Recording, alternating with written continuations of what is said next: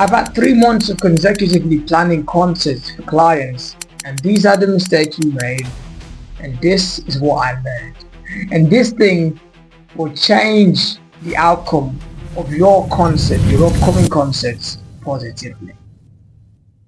The first thing you need to know is, what's the theme of your concert? Every concert has a theme. It's not just a concert. I don't just bring a concert out of the blue. Every concert should have a theme, right? What's the theme of the concert? And then everything about the concert should bring out that experience of the theme. For example, if your concert is a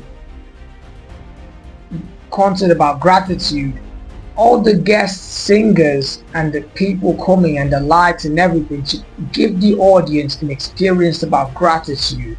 And concerts are something done monthly or maybe yearly, but it has to be in some kind of time frame, and so you have to do something that will make people want to come back for the next one. Alright? So every concert has a theme about it. And if your concert is a worship kind of concert, you can't bring people who sing praise just because they're popular. This is a mistake one of my clients made, and it really affected us. Alright? Because the success of the concert is not just about how it went, it's about the vibe you left. Are people still talking about the concert after it's done? Make sure they get the experience of the thing. The guest singer, the guest artist, whoever he is, he's not there for himself. He's not there for anything apart from the theme. He's there for the theme. He's there to bring the theme to life. Alright? So I see some people, they have a party concert, a happiness concert, and they bring people who sing sad songs and maybe breakup songs. You see? It's bad. The guest singer might be popular, but they're not there. They're not suiting the theme. Alright? So it's not helping anybody. So let's say you have a worship concert. You should bring worship people. If you have maybe a young people concert, it's going to be vibey. Bring people who sing Afrobeat, young people songs, alright? Don't bring an old person, old-fashioned stuff, except you're doing maybe some local praise or African praise. That's where you could bring that. So you have to make sure everything goes around the thing. The concert doesn't just come out of nowhere. Some people just wake up in the morning, hey, I have a concert. Hey, I have a concert. Publish flyers. Everybody come for me concert. No, that's not how it's done. Right? After concerts are a release to a build up. You have to build something up and then release it at the concert. You have to do a few events, maybe it's a few night gigs, or if you're a gospel person, gospel singer, a few prayer meetings in the worship room, some small things, and then you keep announcing the concert in every meeting you have, so everybody gets ready for that big release. Alright? That way you show people what you can do first before you bring them to the concert. That way they're more likely to show up. If you haven't performed anywhere before and you haven't built your personal brand, there's no way anybody's going to come for your concert because they do not know who you are.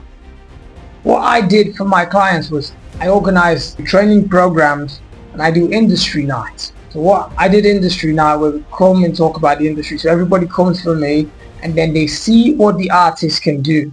And that way the artist develops fan base. And then I stopped coaching, and initially I stopped coaching and then start talking about his upcoming concert. That's how we raised awareness for his concert before the concert came out. Right?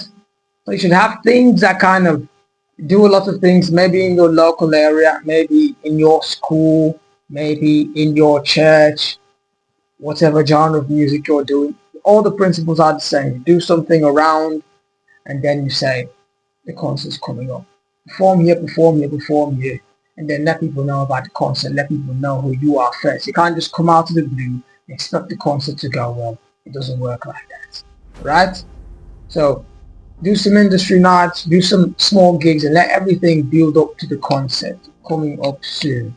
Always talk about the concept. I had to make this a rule because my clients were not following up on it. I was the only person talking about their concept. So I had to tell them, every conversation we have on phone, talk about the concept.